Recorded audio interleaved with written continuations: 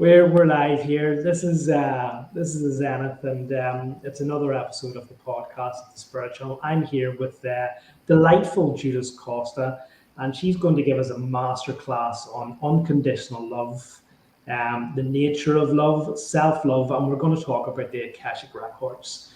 Judith is obviously an Akashic Records coach. She gives readings based on the Akashic Record. She's an unconditional love and light and life coach. And she does dream interpretations. She does past life regressions. And I know she does some workshops, and she offers coaching and teaching for anyone who's interested in this. Judith, a very, very warm welcome to the show. Thank you. I'm so pleased. So glad to be here with you and to share this time.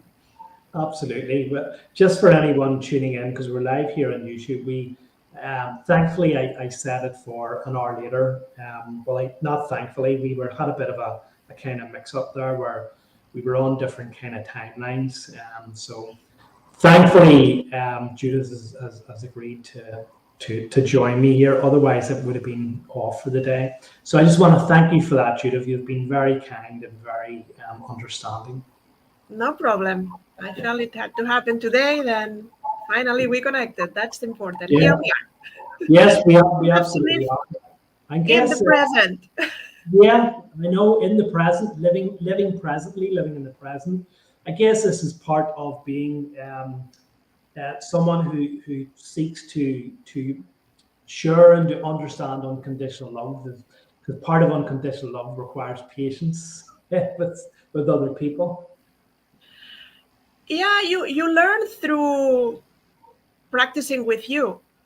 This idea of unconditional love sometimes feel a little bit too much for people, but is forgiving yourself when you make mistakes. Then you are able to forgive others when the same happens, and not judging yourself for what you think it's a mistake. And then you become more compassionate and understanding and kind with others. Then it's just again, practice with yourself first, and take life as it comes. We all have expectations and schedules and things that don't go the way we want, but it's part of life.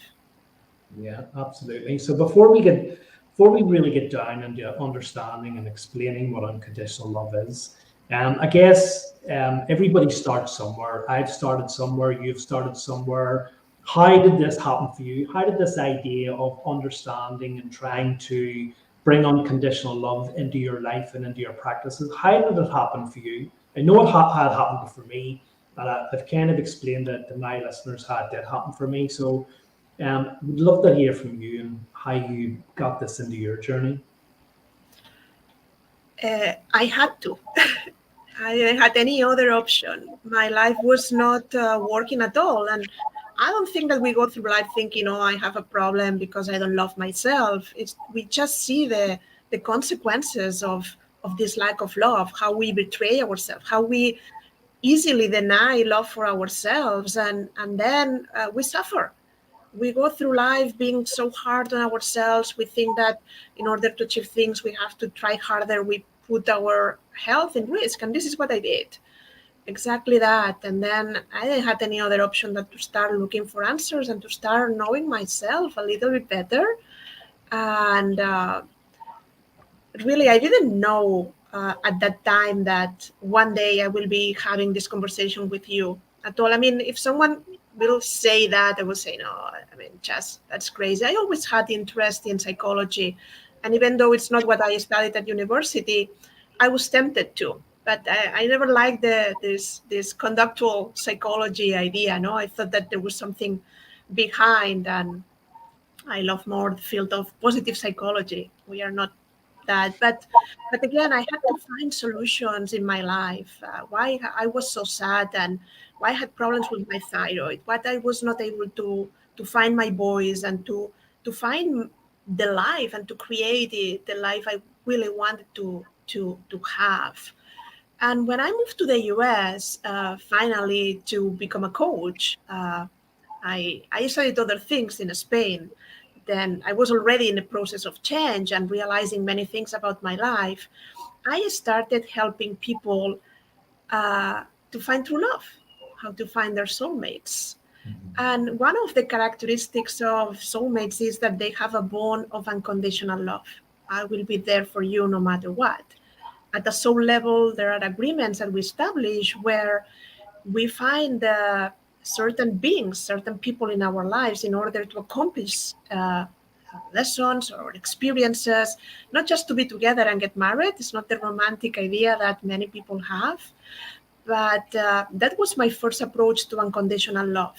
Like, soulmates are eternal companions. They have been together in past lives. They will be together in future lifetimes, and they can be together in this incarnation.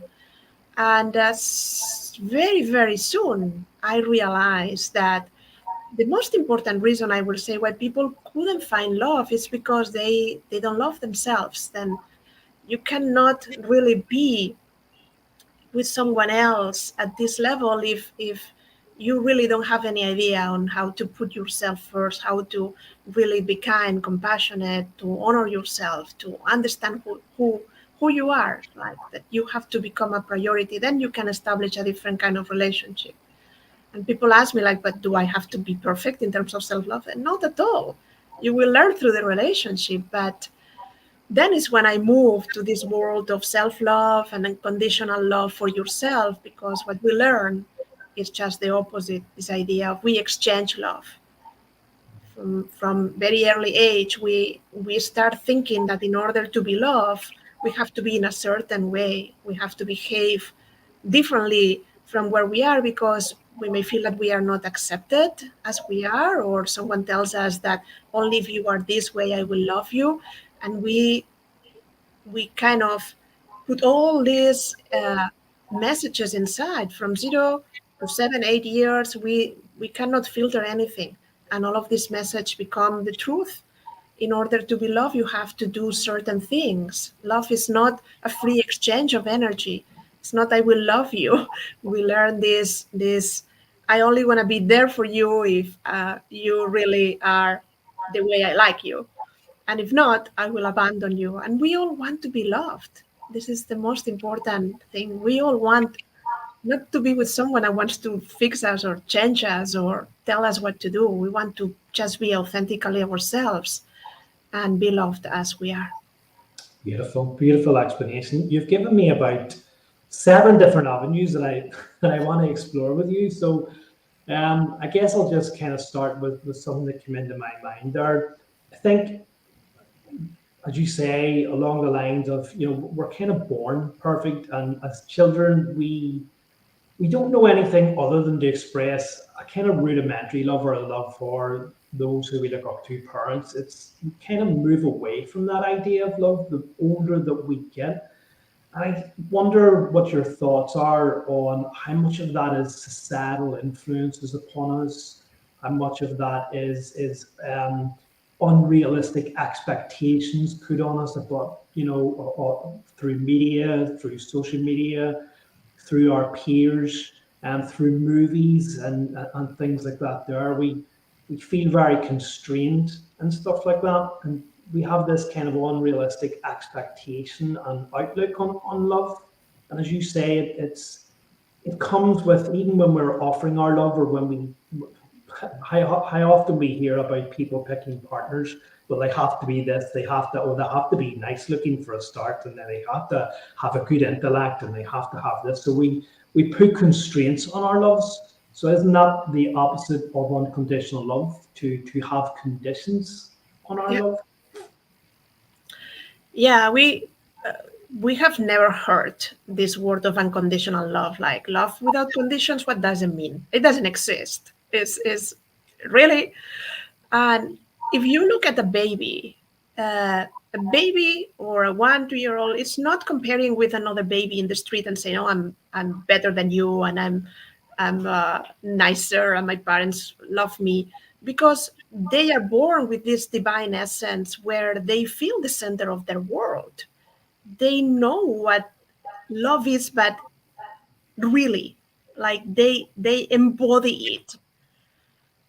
For us, when we keep growing, all of these messages that I mentioned that we receive, like from the teacher, from your, but I don't like you because you are a very bad boy, in the school. Unless you are a good girl, you are not gonna do anything. And we understand very early, but not only the messages, the situations that we see. We have many influences that as you said, no, the music that we hear, the environment where we grow up, the priest saying certain things about love, or in the synagogue. It doesn't matter. Like, there are many things that go towards us that we absorbed, and this is all stored in the unconscious. Then maybe we have never realized that all of these messages are still in this programming. We have a program installed at a certain age, and unless we go there and really take a look of what are the ideas, what are the belief systems, what are the things that hurt us, the wounds that we have in terms of love, and kind of reframe all these situations, they are still present. Then you may be having the love life that you had when you were 7 years old, and you were so afraid that your parents are going to get divorced, and that you love them so much, and what is going to happen with you. And you are afraid of losing love, or fear of abandonment is just one big group of all these fears. Fear of not fit. Then we have many things, because since the beginning, humans, we are social animals, and now we live in society and we are independent. But when we start being hunters, we knew that in order to eat, we had to be part of a community. We need to be accepted, because on our own we couldn't survive. Then since that moment, like, this part of the brain that knows that, until social media, many things have happened, but we still have this need for acceptance, for appreciation, for validation. And we have never discovered that it has to start with you. Like, you are the one that has to appreciate yourself. You are the one that has to know that you are worthy no matter what, for no reason. Because you exist, you are worthy. You have a value. Just the fact that you are alive is a miracle. You're perfect, not because you're perfect as a human, it's because your divine essence is part of who you are. You are a human and you are divine at the same time. Then the perfect pattern that you have as a divine is part of who you are. Then we focus on accomplishments, that's great, but we should focus on just the being. The beingness of who we are is good enough.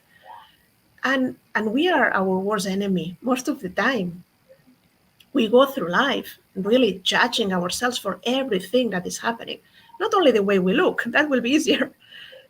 How we perform, why we are not where we want to be, what we have said, what we have not said, what we want, what should we achieve that we don't have, what is happening in our lives, what is not happening, what is happening in the life of others that is not happening in ours. Then it's a constant radar for looking of what's not right in my life. We are in constant judgment. And how easy will be if we start building this unconditional appreciation for who I am. Then there is room for improvement. I'm not saying that we are all perfect here, but just a sense of you are okay. Relax, take a deep breath and say, I am okay. Yeah, absolutely. That's sorry, I just get wrapped up listening to you there, because your explanations of unconditional love and love are just amazing, really, and mine kind of pale into insignificance because you express yourself so well. I'm wondering about as we've developed technologically, have we become more divorced from each other and the expression of love? So many people nowadays do not engage with each other. Their faces are stuck into their phones and tablets. When you, I don't know, ride public transport or on a bus or a train, people, thing. And it's not about even so much about coming together in love, but just this kind of not even interacting with each other, which is kind of the basis or very basic human sort of thing to do. And from there we can kind of grow love. So I'm just kind of wondering what your thoughts on that there. Obviously nothing is irreparable. The lessons are all there. but we've lost this idea of interacting and just being with each other and each other's company. We're all kind of solitary, and it kind of leads to people looking for love on different avenues. I think it influencers potentially are people who are craving love but are looking for it in the wrong avenues and the wrong directions. They crave attention, they crave people, commenting and stuff like that, rather than, trying to actually find out what it is that they're actually after. Yeah, I'm not going to enter in this conversation if you allow me so much, because my philosophy of life is adding more of what I want. Then let's add more love that is necessary. Let's add more harmony, more joy. And this is what I try to do, not only with my job, I mean, and the kind of things. It's not a job, it's a passion, but also in my personal life. If you want to transform the world, start by transforming yourself. Become this wonderful quote that it's not become the change you want to see in the world, then become the love that you are craving. Become the peace that you want to see in Ukraine. Become the embody that qualities and raise the vibration, the consciousness, bring that into the world instead of looking of what's not working. Then I think that technology now have changed our lives, and it's great that we are being able to, you and me, having this conversation and then broadcasting it to the rest of the world. And I have technology in itself is neutral. It can be used for the best or for not so good. It doesn't matter. It's up to us. Again, it offers multiple possibilities. What I don't like so much is when it's a war on itself. It disconnects you from others, because how are you going to exchange the love? And when I go for a walk, I give smiles. Then you will see that if you smile to people, you can transform the day of someone that might be upset or thinking in the problems, but it usually provokes a reaction in the person. Usually the person smiles back, sometimes people wave. Then it's just a little act of love, very, very little, something so small. But if we can do all of us that, imagine the world will be smiling. You just smile to 5 people today and you transform the world. If we all do that, then it's very important to focus on that things. Then you can do this through the screen or in the elevator. But if you enter in the elevator of your condominium and you are attached to your screen, you miss an opportunity to share your love, to give a smile. Then again, everything is good or bad depending on the measure, no? With moderation, everything is okay. One coffee is perfect, no? Like 25 coffees, maybe you will have problems. Then I think that technology is the same. We have created a world that people live towards outside more than towards inside. But what I teach and what I share with people is it doesn't matter what's happening in the life of others. Like, you have enough in your own world to take care of. Take responsibility for your life instead of just looking outside. Not turn the lights towards you, and you will see what is happening inside of your world. And this is the way you can be happier, just by taking care of yourself better, loving yourself in a different way, knowing who you are, because you cannot love something that you don't know what it is. And and just by little baby steps, you will arrive there. But we are free. We are created with free will. Then again, I'm not here to criticize whatever. Live the way you want. Just know that we are all affected by the energy that you bring to the table. Then the more we all agree in creating a better world, the easier it will be for all of us. And if not, you just do whatever you can and try to be more loving and happier if you can.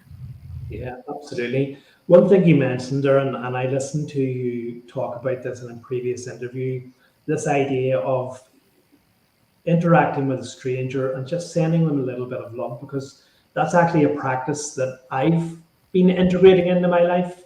Sometimes I remember, sometimes I don't, but just this idea of when you're talking to a stranger, and you let, maybe not a stranger, it could be a work colleague, it could be a relative, whoever, just a friend, and when they're talking, consciously send them a little bit of love. Just try to project a bit of love on it. And you mentioned they're not aware of this, but you're just simply sending a little bit of love. And just as you said there, you're changing the world even by that small act alone. Just listening to someone. There are people that pay professional just to be listened, to be acknowledged, to be appreciated, that someone knows what I'm going through. Just sitting in front of someone and not listening to answer, just listening deeply, opening your heart and holding a space for the other person. Whatever it is, sharing something great or something that is going through, that's an act of love. We don't have to go to the other corner of the world to save people. We have people around us that need our attention. Yeah. Could you give us because sometimes whenever I'm speaking about love and this idea of trying to love everyone, because you're recognizing that we're divine inside. We may look different, we may sound different, we may dress differently, whatever. But ultimately, inside, we're divine beings. We all come from the same source. We're all unique and we're all beautiful, inside and outside. And so, in that way, we're all connected. And so, in that way, I can say that I love everyone.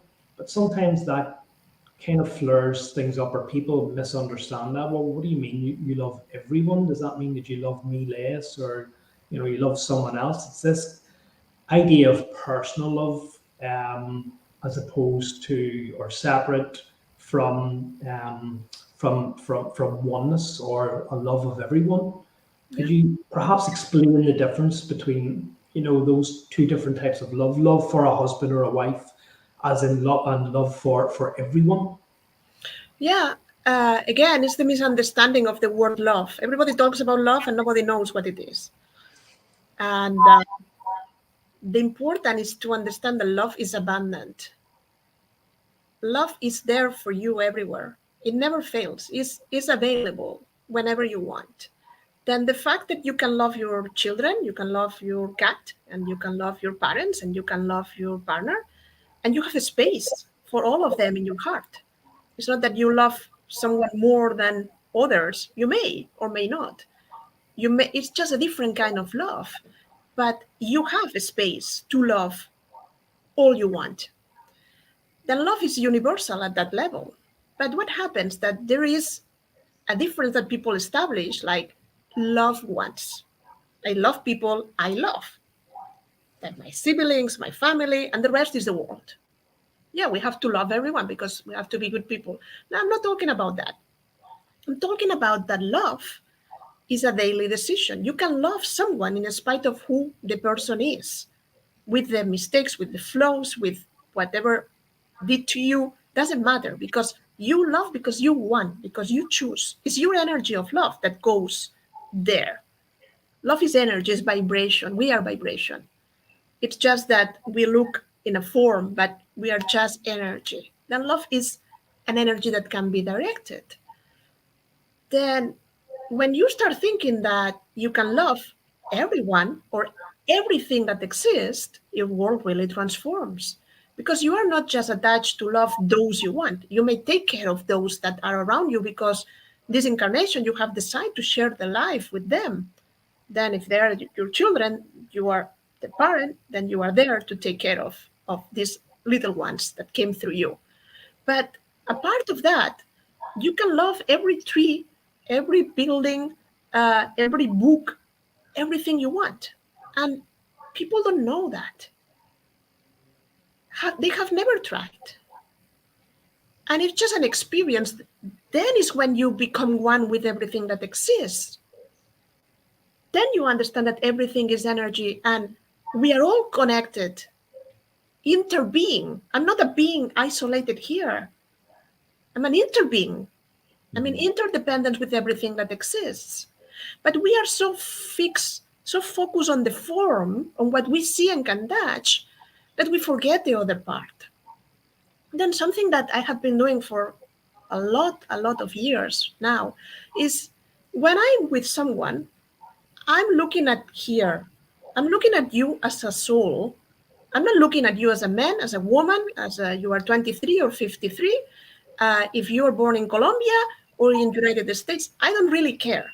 I'm looking at you as you, the part of you that doesn't change, the part of you that it's authentic. I really want to know you, not your circumstances in this lifetime.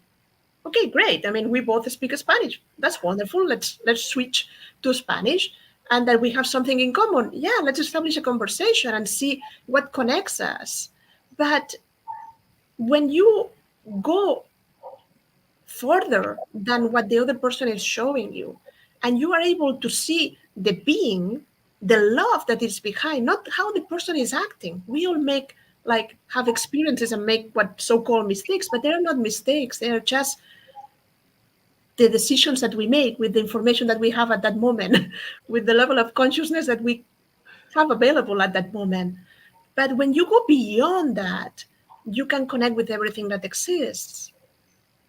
You are more your divine essence, if you want, but you are totally here, present in flesh, knowing that you have decided to come here and to be in this human experience, and that you have so many things to be grateful for being alive.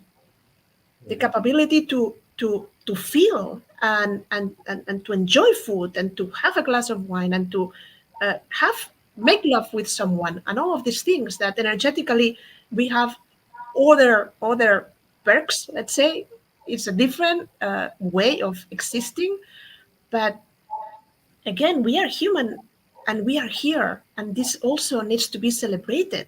Then I'm not saying just go to the divine essence. It's not embody it and be the best version of your human being that you can be. Be you, just you, authentically you, with everything that you have to offer to the world. Wow. Wow. That is a fantastic answer. Thank you so much for that. I guess it's easy for us, or certainly it is easy when when you just project love onto to the ones you love, or just to people that you don't know. The harder part that I found, and sometimes I've struggled with it, although I kind of know the answers, is when you encounter someone who's hostile to you, someone who hurts you mentally or emotionally, and how to see beyond that hurt and see beyond that shell of that person that's facing you now, and realize that they're truly divine too. You know, how do you manage that, or how what advice would you give around that? Yeah, relationships are not perfect, and that's okay. And that's the way we learn how to love and how to be loved. And everyone that interacts with you will bring you something into your life. It might be like you are the student or you are the teacher at that moment. And there are people that might be kind of abusing you, and at the same time giving you an opportunity to learn how to set up boundaries. Setting up boundaries is a very, very important uh, thing that you have to need in order to be a better lover. uh, to love properly and to not to abandon yourself, because we understand boundaries, for example, as rejection, no, saying no to others, like protecting me, and that's not a boundary. A boundary is a kind of understanding where is our relationship going. When we don't have boundaries, people jump on our fence and then sit there and then they don't leave, and then we say, oh yeah, you are bad, and we complain about this person and we criticize. But know that you are not powerless. You have a choice. You always have a choice, even when it seems like everything is broken, and if I make this decision, like, what is going to happen with me? Love is the choice, and loving yourself is the first choice, and acting on that, it's the important thing, to continue living at a level that allows you to solve the problems that you are facing in relationships. Then I'm saying that because I'm the one that stays in relationship more than I need, that leaves when it's late already. I knew things were not working the way it's supposed, that thought that love was just to stay, work in the relationship, make it better. There has to be a solution. Yeah, love always finds a way. And sometimes it finds a way to say, I love you so much, but I love you more. I love myself more, sorry. and I'm going to leave, but I will continue loving you. I'm not leaving because I stop loving you. It's because there is something here that between the two of us is not working. Sometimes we don't have this option because it's not a romantic relationship. Maybe it's our boss. Maybe it's a parent. Maybe it's someone very close that we have to be there in this relationship. Then we have to learn how to love in spite, but we have to learn what love is exactly, what implies and what it doesn't. For a lot of people that I work with, love is sacrifice. And I have many clients that are in the same field as me, that they want to serve others, they want to help others. And because of many lifetimes, maybe doing the same thing, we tend to sacrifice for others. When it's sacrifice, it stops being love. Love is something that I have, you have, and then we share. Not that I give you all mine, you don't give me any or a little, and then I am depleted and I continue giving you, and then I'm hurting myself, but I continue giving you. That's not love. It doesn't work. There is an imbalance. Then that's what happens when we are with people that seems not to love ourselves, that seem to make our life difficult, that we all have buttons that people go and push. And when they do that, we are triggered and react, like afraid of losing love, afraid of having to sacrifice again, afraid of not fitting, not being able to be. Fear comes with many faces in relationships, but it's fear. At the end, it's fear of not being loved. Yeah. Then it's when you put yourself first, and you make a choice, a commitment with yourself not to do that.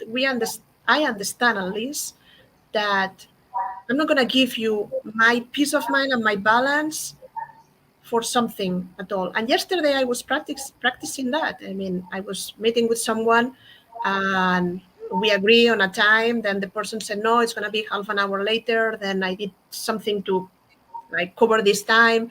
And then when I was there on time, then it was half an hour more waiting. I had many things to do. And I had all the right to get angry, but who was suffering? Me. Yeah. Who was upset? Me. Then I have to learn how to be aware that this can happen next time and make a different plan with this person. But I'm human too. Then I got upset, yes. But I realized that and I put the measures to release, to let go, to forgive, but not the other person, to forgive myself for making my life more difficult. Because on top of having to wait, then I have to wait upset or sad or angry. And all of this goes into my inner system. There are chemicals released when these things happen. Then how can I do immediately with my awareness something to shift this state and to move to, okay, this demonstrates the way he is, and yeah, I couldn't be doing things that I had to do this morning and it didn't happen, but it's okay, that's reality, it's okay. Then Yeah. how more minutes of my happiness I want to lose by being upset? It's something that really depends on me. Then you learn how to shift faster and faster. You feel your feelings. I knew I was upset and angry. I knew. I'm not going to deny it. But I knew I didn't want to continue being in that state. Then I take responsibility. I can respond differently. And even though this person didn't act in the best way possible, I knew what I had to do to save myself from that situation. You see, then everything depends on me, not on the other person. Then what we tend to do? No, you were late. You made this happen. You. Then why we don't just turn and say, what can I do for me? Yeah. I was, yeah, absolutely. I think I'm sure you'd agree with me that as hard as it is, the correct response to every situation is love, especially fear, especially when we have fear. It's something that I've learned in my life and something that I'm trying to develop even more is to respond with to a fearful situation with even more love because I don't know. I guess, well, what have you got to lose? really in that situation? You know, are you going to remain fearful of the situation or the event? Are you going to rise above it? Are you going to climb above it and express even more love in that situation? And generally, you'll find your circumstances change. And I think you're right. I think people think that, you know, this kind of understanding of unconditional love means that you'll constantly be walking around in a state of pure bliss and never have anything No. upset you. You're right, it doesn't work like that. You know, as much as we recognize that, you're completely right. We're human too, and we have human reactions and human feelings, but it's the understanding that we are human, and it's go, okay, well, why did I allow myself to react to that situation? The fault did not lie with that other person. In a way, the fault, if you want to call it a fault, was me allowing myself to react in a situation like that. Yeah, that's an important thing. The difference between responding and reacting. No, we tend to react, but nobody maybe have explained you that you can just pause, take a breath, see what is happening inside of yourself, and then decide if you want to react this way or if you want to give a different response. Then something is happening in your brain when you do this, because from this pattern, from this program that runs in your computer, what you are doing is an update. There is something else. No, no, no. I'm angry, but I'm not going to scream as I usually do. I'm going to remain calm and find the right way to explain what I want to explain with loving words, but very sure, in a very good way. Like, I'm going to be able to express myself and my needs, but I'm not going to lose my temper at the same time. Then you are telling your neurons, like the brain is repatterning into new circuits, and you are building something new that the next time is going to be less important for you screaming, because you say, no, I have decided, I have committed to not to scream anymore and express my anger in a different way. And what I'm going to do is just to choose the words that I want. And the third time going to be a little bit less difficult. And when you will be sometime practicing this, then the anger is not going to show up as a first reaction, because you have taught yourself, you have take your mind to the gym and and learn something new. Yeah. Then that's the idea. Awareness is the key. You've mentioned, which is a massive topic, a massive talking point, this idea of self-love. And I guess it's something that I've learned over the course of my journey. I've obviously learned about love. Um, I guess how it kind of happened for me is that I was trying to understand this concept of love and unconditional love and loving everyone. And one day I just woke up, just before I woke up, and a beautiful song was playing in my head. And I could just see waves of energy, waves of light at the top of the chorus.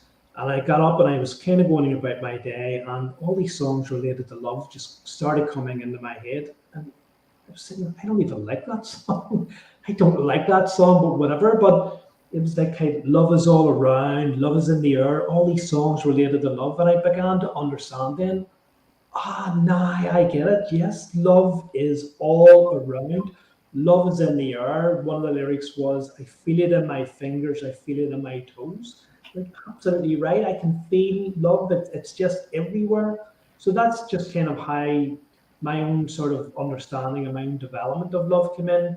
Then it was learning to love the self, learning to recognize that, and I was talking about this very recently, that for a long while I could not look in the mirror. I could not look at myself. I just couldn't face the person in the mirror, not because of any particular reason. I just didn't like looking at myself. I think as I mentioned, there's the fact that the eyes are the windows to the soul. So maybe there was something there. But one day I just kind of looked up in the mirror and just looked at myself and began to realize, like you're already perfect. And I guess the question here is that I suppose a lot of people don't do that because they can't find self-love, because they criticize themselves for all of the parts of themselves that they don't want to be in public. They think that they're not worthy of love because they think this way, or they have these type of thoughts. But isn't it true that these thoughts and these sort of parts that we want to keep it hidden are just as much a part of us as the good parts? And when we can learn to love that, then we can truly find self-love. Yeah, thank you for sharing. I mean, you have said a lot of many valuable things, and I understand what you mean. Like one day something clicks, and suddenly you see yourself different.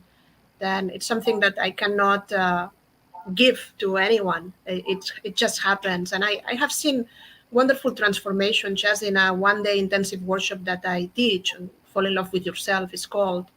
But I will say that people don't get it sometimes because we don't give permission to ourselves to love ourselves.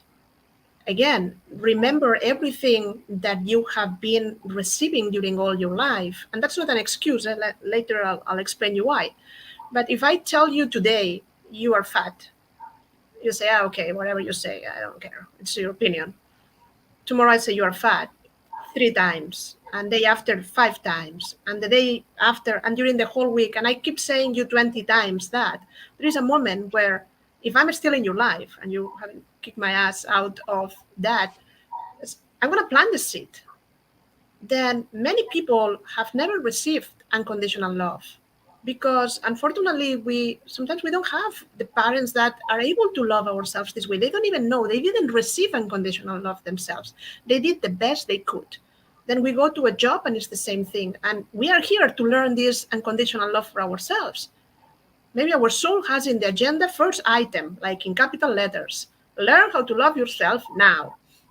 And we don't get it. And we go through relationships and places and experiences that really demonstrate that we are not valuable, that we are not worthy, nobody appreciates us, and we cannot find this love. And we establish relationships where it's just an exchange of love and need. I don't want to be alone. I want to be with someone.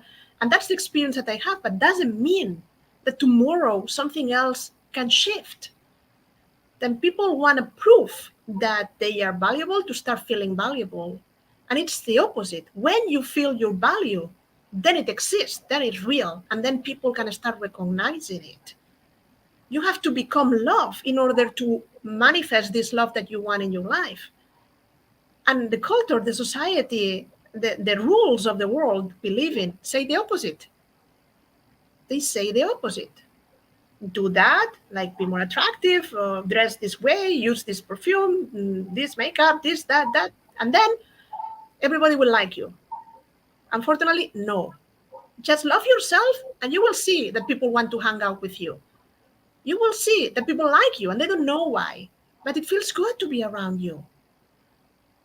There is a certain power of attraction, like feeling beautiful is the inside, is the more attractive things. It's the sexiest thing you can do as a woman and as a man too, but for yourself. Yeah. It's easy to be around you. You're less into the drama. It's less complicated to relate because you are more kind, more compassionate, more understanding. And again, you're human and you get angry from time to time, of course, like everybody else. But you live in a different paradigm. When this love that you were saying it's around, yeah, it's around, but I don't see it. Yeah, you don't see the air, but it's around also. Then it exists and it's always available. But we make this identification that is wrong, like love equals relationship. No, relationship is between two humans that are not perfect. Love is that divine thing that happens. And this is the reason why I work with the Akashic Records. And because when we tap into this field of information, who give us the information are these beings. We call them masters of the Akashic Records. It doesn't matter the name. But the important is that these beings are emissaries of the divine. They are pure unconditional love that see you through the eyes of love, that just want the best for you without judgment. They don't push you. They don't want to change you. They just give you whatever you need in order to you get the guidance and do whatever you want with it. Then that's the kind of love that we aspire to. maybe we don't know how I do that, but with practice we can get there. Beautiful. Just before we move on to Akashic Records and some of the things that you offer, there was another thing that I was listening to you talk about, and it's something once again that I can relate to because it came into my life and I got that idea about it. It was this idea of changing the radio station. Many people think that, well, I don't have love and I don't understand love. There's no love in my life. But love is all around all of the time. It's we who forget it. It's we who have tuned ourselves out. We're not in the right frequency. And all we need to do is change our thought patterns and let that love come in. It's like tuning into a radio station, changing a radio station. So if you turn the frequency to love and think that, for me, it was this idea of, well, if you can imagine that love is coming to you, it's on the way to you, and you're streaming love constantly, and it's a radio station that cannot be turned off, then your entire existence will change, and you will find then that you actually do have love, and love is available at all times. Yeah, but this love is not a concept. Is a verb. It has to be demonstrated into action. Then when we say change the radio station, it has to be real. Then we all get distracted. I mean, we are busy, we are focusing on work, then we have to be there, and then the kids, and then my spouse, whatever it is, and I have this problem, that problem, and then we think in the things that really seem a priority. And we abandon what is most important, that it's this idea, wow, I'm grateful this morning when I open my eyes. I'm grateful because I'm alive. I'm grateful because I have a day in front of me. Then how easy it is just to forget these kind of things. And the same happens with love. And maybe if you just broke up with someone, it's not the best thing. I mean, you see a couple and you feel sad, and that's normal because, yeah, I mean, you're licking your wound. Still, it's painful, and maybe you have a void because you miss that person. But when you are just waiting for meeting with this special person for you, and we say change the radio station, then listen to love songs, watch romantic movies, put yourself in this state where these serendipitous encounters between people, these romantic stories exist. They say, yeah, but it never happened to me before. Yeah, but they are possible. Connect with the idea that the unknown, this field of possibilities is in front of you, and love is waiting for you there. Then the more you focus your energy on that, the more it grows, the more it possible is, the more it feels real. Why? Because it's like placing an order. You're placing an order with to the universe with these thoughts that you are having. These thoughts trigger emotions in the body, and the brain has thoughts, the body has the feelings, the emotions. And this is the way, like, you have a vibration around.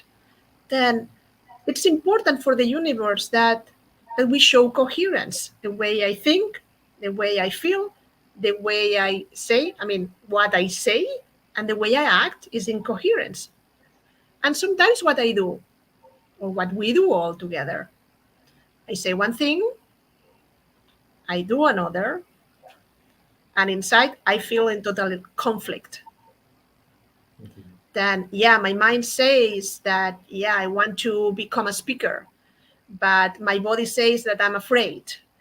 And when I talk with someone, say, I want to do it, but I don't know how, and I think I'm not prepared, and then I cancel the order. Then we are in this turmoil constant. And this happens with love. Yeah, I want more love in my life, but I don't understand love, and love is not available. And then when I see that it happens to others, then I feel resentment, or I feel bad about myself because I don't have it. Then I try to manifest something in my life from a place of lack. I feel bad because I don't have that energy within me. Then I go out to find it. And that's not possible. It doesn't work this way. I have to find it first inside. And then it appears in my world. Suddenly shows up. I see the world with different eyes. Then love is this thing that is not only out there, it's in here. It starts within you. It's who you are. But it starts within you because you have the capability to create it and to share it with others. And the more you share, you more see that you are the fountain, you are a source. And then the less you need the love from others, you still will receive it and it will multiply. But you don't come from a place, I don't have it, please give it to me. I did that in my first marriage, like give it and give me more because I feel bad about myself. Give me a little bit more. Let's see if I can feel better. I feel bad because you do that. No, I feel bad because I'm accepting this coming from you and I don't know how to stop it. I don't know how to set the boundaries. I feel that my value depends on your opinion, on your love. Then it's when we get the strength. Love is so powerful, but it starts within you. Beautiful. I wanted to move on there slightly, but once again, listening to you, you've given me yet another couple of questions that I want to ask you about this. So I'm fine. I have to ask. I have to ask. Okay. Well, my first question then relates to forgiveness, love and forgiveness. We were talking a bit about that earlier. You mentioned there about a breakup and stuff like that, especially if it's a painful breakup. I want to ask you about the concept of forgiveness. Obviously, it's very important, but once you have this idea of love, of self-love, of unconditional love in your life, how easy then would you say does it become to learn the art of forgiveness, to offer forgiveness for someone who has potentially hurt you? Usually, we have learned that we should forgive because we have to offer forgiveness to the other person. Usually, nobody talks about forgiving yourself. And it's the most complicated part because we are out of practice. I mean, we don't know how. Like me? What? And many of the things that happen to us are a problem because we feel we have something to do related with that, and that we are guilty somewhere, somewhat. As I was saying before, like maybe I stay in this relationship for such a long time and I hurt myself and I shouldn't. Then it's not forgiving my partner, it's forgiving myself for what I thought that it was a mistake or I didn't do right or I could have been a better wife and maybe this didn't happen then, because then we kind of romance with the past constantly. We go there and try to change it, and that's not possible. The past is past and it's your story, but it has to remain in the past. And when we bring it to the present, it becomes a burden. And that's why it's important to learn how to forgive, but not because we are good people or because we have been learning in whatever religion you have that we should forgive others. It's an act of self-love to forgive. And let me say why. Because we don't forgive in order to make these events disappear. I told you very clearly, you are not going to be able to change the past. The past is there, the event happened, and it's okay. But it's just past. We don't live in the past, we live in the present, in the now, here. Then when I'm able to forgive, what I achieve is freedom from that past.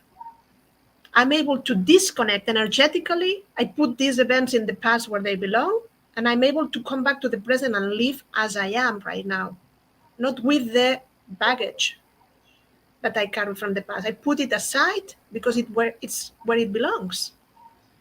And when I am able to disconnect from this experience, from this relationship, from this person, from this event, doesn't matter what it is, and I declare myself free, I can live again. Some people get stuck in a certain moment in time just for that, because we don't know how to move forward. And we kind of feel that there has to be a matter of two people. Like forgiving is like, yeah, if the other person, I did something very wrong, like I cheated on the other person, and if the other person don't forgive me, there is nothing I can do. No, you don't need the other 50%. You have to forgive yourself for what you did.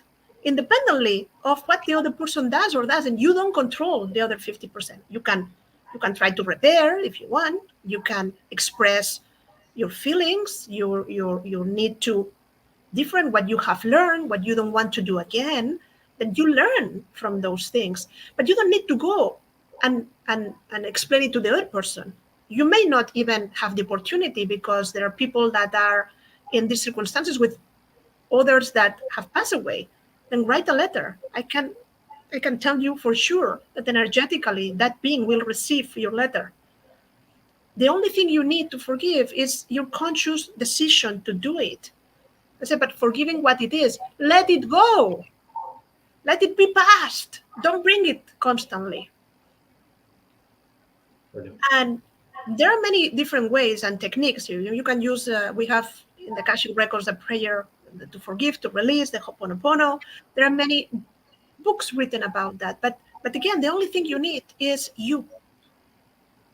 You and the decision to do it. And for a lot of people, it's difficult because they think if I forgive, I'm going to say it was okay. I'm going to accept that you did that to me, and I'm still angry with you, and I have to accept that this happened, and I will never. That's unacceptable. No, that's not the problem. Who's suffering is you, not the other person that did that to you. Then we are not trying to say it wasn't bad. We are not trying to say that it was unacceptable, that you should condone that act or whatever it happens. No, no, it's okay. It's release all the feelings around that doesn't allow you to live your life now. You you have to give this to yourself. You deserve your unforgiveness. That's absolutely fantastic. A beautiful explanation. But unfortunately, it's made me forgot my other question that I wanted to ask you. But it's okay because now I have another one. Now this is a problem listening to you and talking to you because I have so many questions buzzing around in my mind. Just you were talking about we need to let go of the past, and you're absolutely right.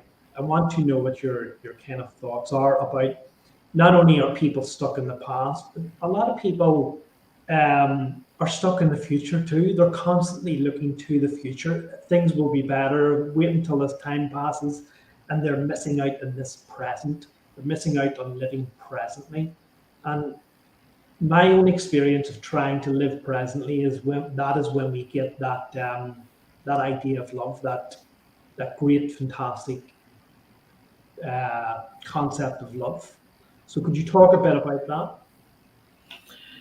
Yeah, I think that you have to visit the future. You have to create a future that it's for sure better. The problem with the future is when you're able to connect with a world of uncertainty, where is the world where we live, all of us right now, and see it as a world of possibilities and not full of obstacles.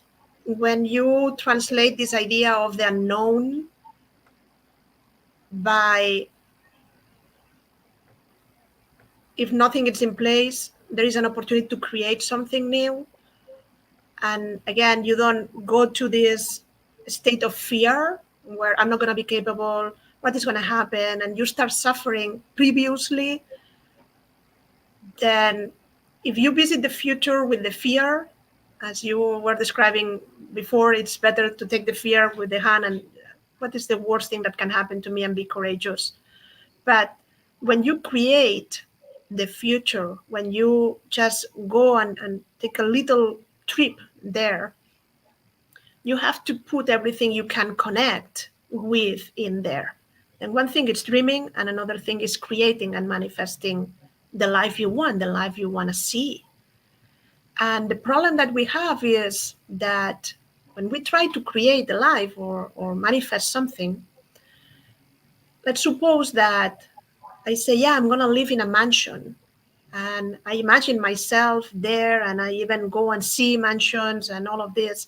But this powerful part of me that we haven't talked today so much about it, that is called unconscious, that have every struggle that I have had to pay the rent stored in there, and all my ideas about how difficult it is to pay the rent, and how I have struggled to just move from sharing an apartment with others to have my own one bedroom apartment right now, and all the ideas about how only successful and very rich people live in mansions. When I visualize this voice of my unconscious, it's gonna come and say, "Ha, Judith, you want to live in a mansion? Yeah, sure, really. You, you, you that cannot even pay the rent. Bah, come on. But who do you think you are? That's for rich people. Then all is lost. Then instead of going to manifest just the mansion, we have to go step by step to really feel what is my idea about what I can afford, how I raise my limits, how I allow myself to be happier, to be more abundant, to be richer, if you want, in all senses, how I do that. That when I really want to visit this new future where I want to live, I believe in myself.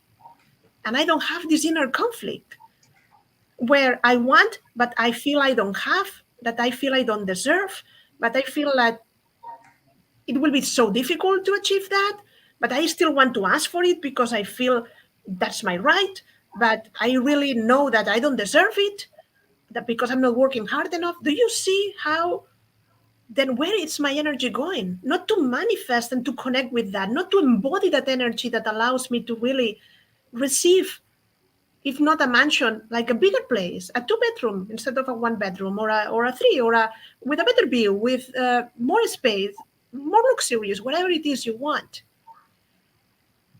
But the inner conflict is what makes us suffering, not to have the apartment that we want.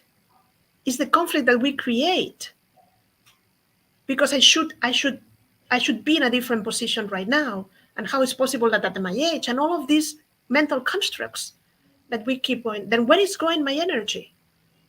To a place where I feel I'm in lack of the thing I want. It's love, it's the apartment, or it's the money or the abundance.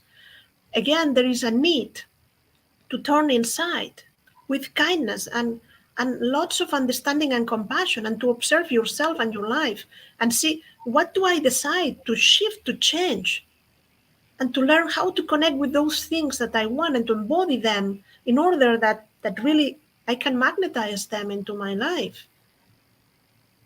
But that requires daily decisions about being happier because I choose to, being more loving because I choose to, and shifting my energy in different ways. There are many different ways of doing that. Brilliant. Absolutely fantastic answer. I think we'd like to move on then just to the Akashic Records and some of the things that you do with clients. So it's not something that I've talked about on my own podcasts. So anyone who kind of follows me or listens to me will probably be unaware of the Akashic Records. So could you just explain exactly what the Akashic Records are, what they do, how they involve us, and what part they play in our lives? Yeah, with pleasure. Know that everything about you is recorded. Every feeling, every experience, every thought, everything exists. It's energy, and it's been recorded. Like, not like this podcast, exactly the same. And we can have access to this field of information. It's available to all of us. Everything has a record, not only people. Like a business has a record, a house has a record, my cat has a record. Then we can tap into this field of information to receive guidance, to receive healing, to know more about who we are. There are different ways of working with the Akashic Records. You can learn on your own. I teach classes to people. In a weekend, you can learn how to open this, how to connect with this field of information called the Akashic Records. And you will have access to this information. You can ask questions and you will receive answers. It's through this process of asking questions that it's easier for us to really connect. But questions is anything you want to know about your present lifetime, the potential development of your soul, considering that you have free will to change it, and other incarnations, other past lives, about people related to you, your children, your spouse, colleagues, your business. You can ask anything. Not only this is for spiritual matters, like tell me the purpose of my soul and how I can become more loving to myself. It's for mundane things also. How I improve the sales of my business. What can I do to have more followers in my podcast?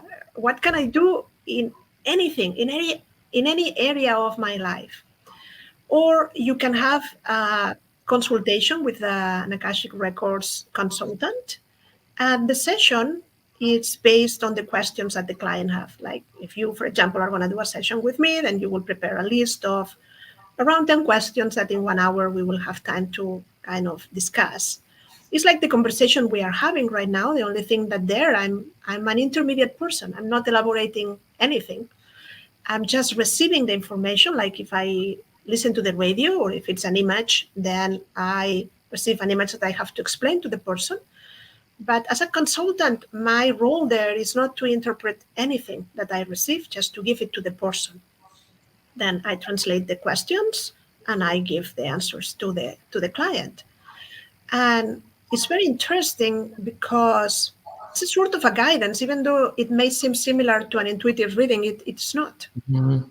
That information comes from a different place. But these beings that I mentioned before, like lords or masters of the Akashic Records, whatever name you want to give, are really pure unconditional love, means that they meet you exactly where you are.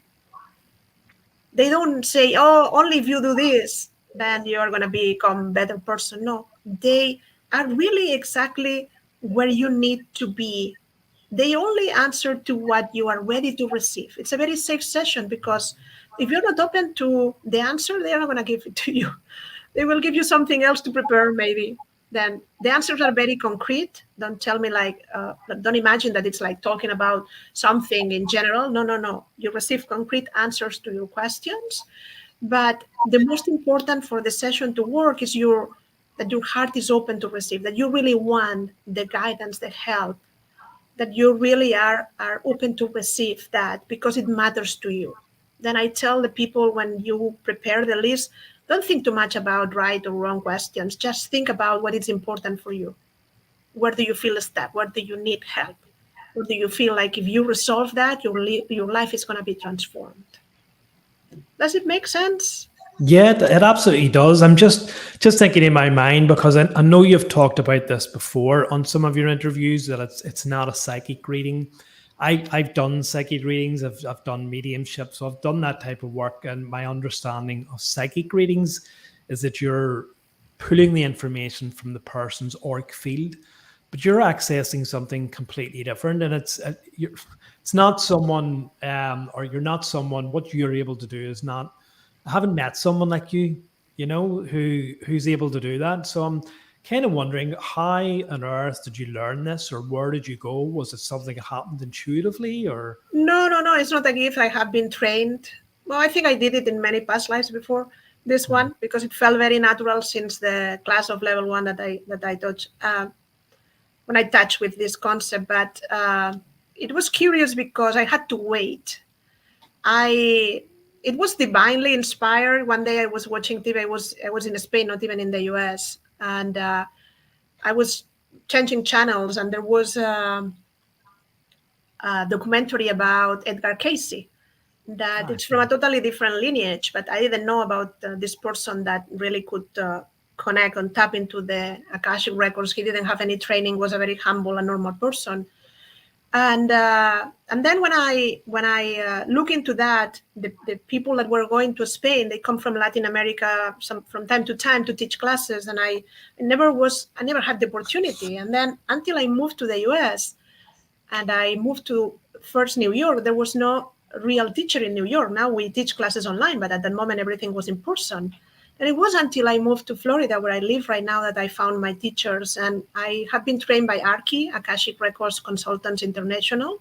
They have a website. You can go there and see what is the training, what it's about. And they certified consultants. They kind of try that the work is done in integrity and in purity, and it's a sacred work, no, that we understand the importance, those that hold this space for others. Then again, I had to wait, and then I did the classes. There are 4 levels. The level 1 to learn how to open your own records. The level 2, you learn how to open the records of other people or anything else. Again, as I said, you can open the records of your business or of a meeting, or I can open the records of this podcast, this recording. Then in the level 3, we talk about past life and ancestral things that we carry, and how we create through the records. And level 4 is more integration and how to help you, like that this is a style of life and not just a tool. And I thought that I will stop there. And suddenly people were coming to have consultations. I didn't advertise that as much as, I mean, I don't have ads about that. I advertise my other techniques and tools like coaching, but people were coming for that. And it was very funny because people never have seen in my website that I help them to love themselves. And the problem of the whole consultation was about self-love, and how the universe kind of put you in touch with the people that really you can assist, and how it's divinely, the connection is divinely made. No? Then again, it's not a gift. I have been trained, and then I thought I want classes because I have many programs: fall in love with yourself, fall in love with your body, how to find your soulmate. And I also teach people about dream interpretation and have retreats and my private session. It's too much. I cannot just teach 4 classes of the Akashic Records. I mean, imagine, I mean, 2 languages. I work both in Spanish and English. Then, wow, my calendar is just crazy. And it was very funny because I wanted to do the other training that I have in my certifications, become certified as happiness trainer. And it was at the same time that the certification to become an Akashic Records teacher, sorry. And I asked the universe before going to bed, like, if you want me to become a teacher of the Akashic Records, give me a sign, a clear sign, because I want to do the other thing. I want to teach. And the next morning, I opened my email and I saw like 1-line email, just 1 line that said, "Do you teach classes of the Akashic Records?"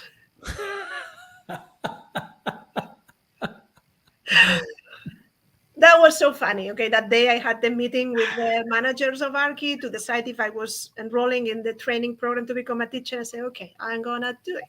Don't worry, I'm gonna do it. And then I did it. Now I teach classes in both languages, 4 levels. And I also then did the other certification to become a happiness trainer. And everything is okay. I love to learn, then it's not a problem. But it's a very, very good tool to have in your toolbox to find your inner guidance. Like, we struggle with many things, and what we do in the past, when I had a problem, you call a loved one or a friend. I have this problem, I don't know what to do. Like, this happened to me, I'm very upset, because we don't know where to put it. And then one way is to express it to someone else, to share it, and it seems that it's less important when you hang up the phone or after the coffee with someone. Now I open the Akashic Records. I had this argument with someone. How do I handle the situation? And they guide me through the process. They help me to release. We have tools in a session to release, to forgive, to release anything that we carry at an emotional level, even at cellular level, that we carry from our ancestors, release patterns of thought or behavior. Then it's not only about the information that I receive from them, it's that they help me to move forward. Yeah. And they help they help your clients then to move forward, to release long-held traumas, ancestral, traumas and stuff like that. And then that obviously then feeds into your idea of unconditional love. When we release these things that are holding us back, then we can start to let love into our lives. Yeah. You are more you. Only you. This is what you have to be. Just you. Nothing else. And then I use a lot of times this image because I think it helps people to understand. It's like you are born with an empty suitcase that you carry all the time during your life, and you keep putting things in there until there is a moment that it's so heavy that you cannot carry it anymore. Then it's called a crisis sometimes, or we just have to sit and say, wow, I cannot do it anymore. And then that's the perfect moment, the only moment we find, to open the suitcase and say, okay, what is inside? This I need to forgive it. This is to forgive. And this is not mine. This is something that my parents said all my life to me that I have to, but I don't think this way anymore. I can release it. And this is an influence from someone. This is what the news are saying. And I don't want this in my life. I can release this influence. And this is not even from my parents. This is something I inherited from my ancestors. And then the luggage, you can pick it up again and continue moving. Mhm. But we are not taught in the school. It's a pity, but we don't learn what to do, where to put these emotions we don't want to feel, how to solve these traumas. And some people are lucky that they found people in their lives that help, or professionals, or they go to therapy. Or but I know many people that have gone through therapy and never solved the problems. There is even a person that I admire. I like her. She also works in the field of self-love, called Margaret Paul. And if you listen one of her interviews, you say, I went therapy for years, 10, 15 years. None of the therapists told me about you are allowed to love yourself. She created her own method, and it's a very interesting way of working with, like, knowing exactly what happens inside of you and love yourself. But it's very funny how we don't even know, we don't have the tools to love ourselves. We don't know how. A lot of people say, yeah, I want to love myself more, but how? Others say, I love myself so much, I don't have any problem, until we dive a little bit deeper, and then they say, wow, I'm an enemy. I thought that I had a good relationship with myself and I was kind of happy-go-lucky, but not really. Yeah, absolutely, absolutely true there. So many people, well, I have nothing wrong with me. I'm fine. I'm happy in my life until you start to maybe dig a bit deeper. And again, it's not about finding problems. Oh, you definitely have a problem. It's getting people into a deeper connection with themselves. But obviously, these are the things that you do. People will go to you and you offer that type of coaching for people to help them understand more about themselves and more about love through courses and through workshops, through your coaching with Akashic Records readings, and then obviously then people can then go on to develop this self-love through your programs. There's so much more I could talk about the Akashic Records. It really is. I could go off on 20 different tangents here with all of your responses to my questions. We really could. But I realize we're kind of limited for time, and we'll maybe look at that some other time. But I just want to ask a bit more about some of the other things you do, because I guess they're all kind of tied in.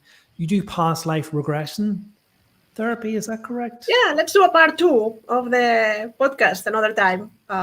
Yeah, I do past life regression therapy because I believe that many of the things that get us stuck in this lifetime have connections in other lifetimes. And I have seen that in many regressions, but also through the Akashic Records, when people ask concrete questions about their past, like, why do I have this problem? And they say, yeah, because in this lifetime and that lifetime and that lifetime, you learn not to trust people, or you learn that love was sacrificed, or you learn then again, there is a story. And for a lot of people, even if they don't believe in past lives, past life regression therapy works because it doesn't matter if you really believe you are having experience that by getting back to that memory that maybe is stored in your unconscious, or maybe some people say, oh, I'm making this up. Okay, whatever you think, it's fine for me. The energy is released. You get unstuck. And that's the important. It's very good, the past life regression, to release phobias. A lot of people have Yes. problems when they drive a certain, like, uh, near to a precipice, or they are afraid of the water, or dogs, and never had happened anything in this lifetime to them. And this is because they had an accident, or they die, or someone they love die in those circumstances. It's very good to find out root causes of depression, like this deep sadness that doesn't seem to come from any, like, logical reason, like that you are having, for anxiety, for unexplicable pains sometimes, relationships, things that we don't know that happen to us, but they are in this programming that we have about love and relationships, and we keep getting, like, repeating the same story again and again until we realize. The difference between an Akashic Records consultation and a past life regression is that in a past life regression, you will experience, I will guide you through the process, but you in first person will experience it. You will know I will help you to go from point A to point B and then help you integrate this that makes sense now in the context of your life. It's not just about traveling in time, and sometimes it's worth it even when you don't see many things, just experience. In an Akashic Records consultation, you may feel that the information resonates with you, but it's the consultant who is receiving the information and giving it to you. Then you have to trust this person, and it's a different kind of receiving the information. Both are valuable, but that's a little bit different. But the Akashic Records are more specific. If you have to find out something about past lives, it's better that you ask in an Akashic Records consultation, because the unconscious is capricious, and you may do 3 past life regression and be guided to different parts of the information that is stored, because it's like in dreams. It's the unconscious making, like, sending the information to the conscious. You have to pay attention to this. This is important right now. That's the reason why we have dreams sometimes, no? Because there are messages we need to receive. Yeah. Once again, there's more questions that I'd love to ask on past life. Yeah, I can talk for a week. So yeah, what I do in retreats before COVID, and we had this opportunity of being together for a week and all of these important conversations. No, it's called Loving Your Way to Happiness, and everything we're talking is like these baby steps. No, how do I arrive there? And I'm happy to be able to share everything I learned. That's it. I'm not special than you, that you are listening or watching this. I'm not even wiser. You can do the same, just a little bit like advanced. That's it. Yeah, a little bit further on in your journey. As I said, there's so many concepts and so many ideas and so many different things that I want to run by you, but obviously we don't have the time. We would be here all night. Just kind of finally, I know one of the other things you do is dream interpretation, and I know people are fascinated with dreams. And once again, it's a massive, massive topic, all of the different types of dreams that we have, conscious dreams, unconscious dreams, messages being relayed to us by various beings, potentially things that are could happen in the future, how that relates to the Akashic Records. But just give us a little flavor of what you would do. I don't do many sessions of dream interpretation. What happens is that people bring it to a coaching session and we work in the dream.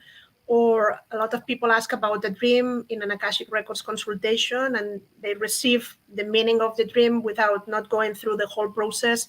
People think like dream interpretation is like, I give you the dream and you tell me the interpretation. That's not how it works.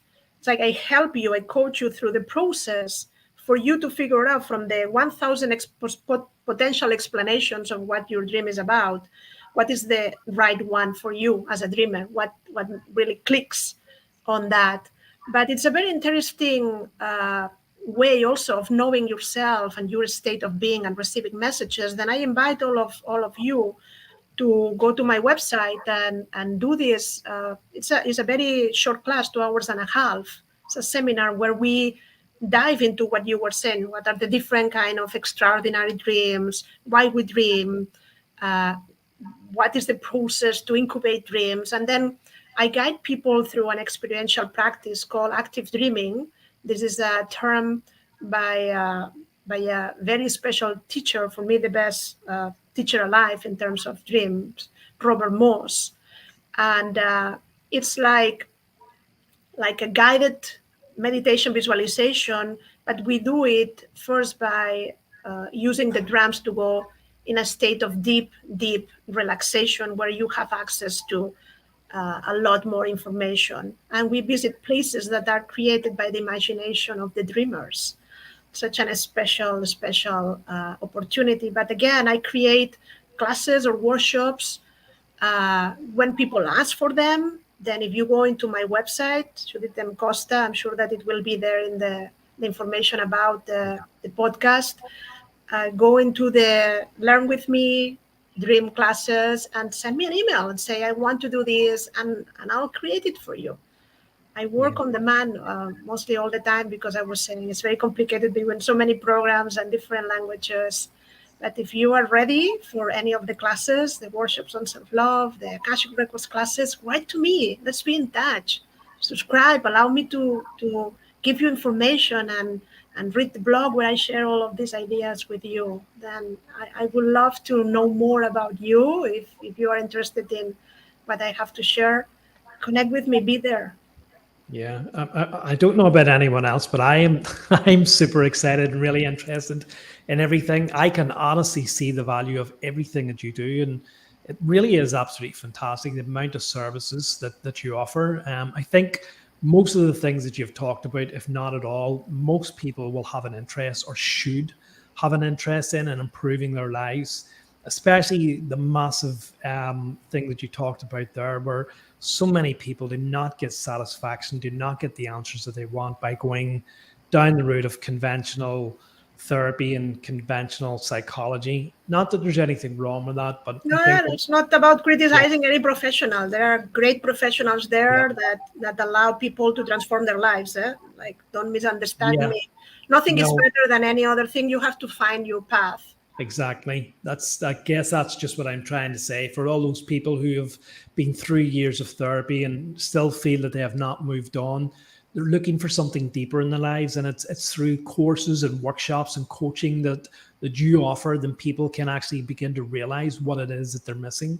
Where else can people find you, Judith? I will be including all these in the blurb if you like. But where else can people find your work? I know there was a few things that I seen in you on YouTube and stuff, but have you any other social media sites? Yeah, I'm in every social media: Facebook, Instagram, Pinterest, LinkedIn, Twitter, everywhere. And I promise to be more in YouTube from now on. And they can, if they subscribe, they will receive the blogs and the gift letters that I write.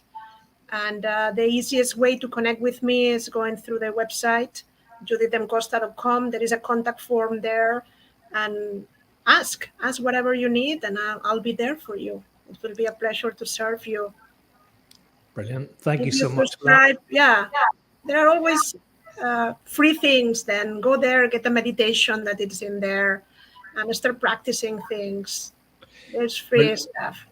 Thank you so much. Is there one key concept? Is there one sort of piece of sage advice that you've been able to encapsulate in all of the roles and all of the things that you've learned that you can offer people today to go out and just start doing right away as soon as they leave this broadcast?